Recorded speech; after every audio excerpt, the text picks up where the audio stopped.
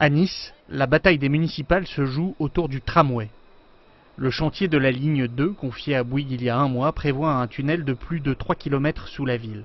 Trop cher, trop dangereux, clament les opposants au maire sortant. Je ne vois aucun avantage à le faire passer sous terre, ni du point de vue économique, parce qu'au contraire, ce sera beaucoup plus cher, bien sûr, puisqu'il y a un surcoût de 300 millions d'euros minimum qui est annoncé.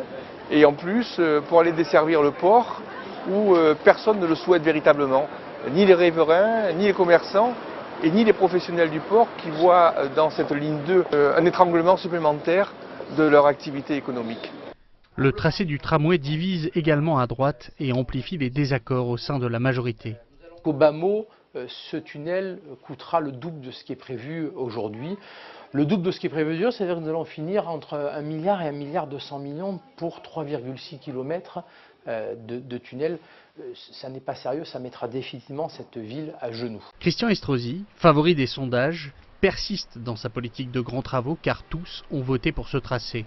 C'est pour moi un non-sujet de campagne. Même l'État socialiste subventionne cette ligne de tramway et considère que c'est le bon choix pour Nice. Cette opposition a systématiquement été contre tous mes projets. Elle a été contre cette coulée verte. Elle a été contre le grand stade. Ils siègent au conseil régional et ils ont subventionné mon projet avec le conseil régional.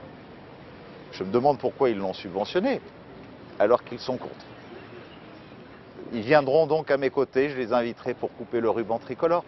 Le percement du tunnel a commencé et cette politique de grands investissements devrait se poursuivre, notamment avec le projet Eco-Valley qui vise à faire de la Côte d'Azur la Silicon Valley européenne.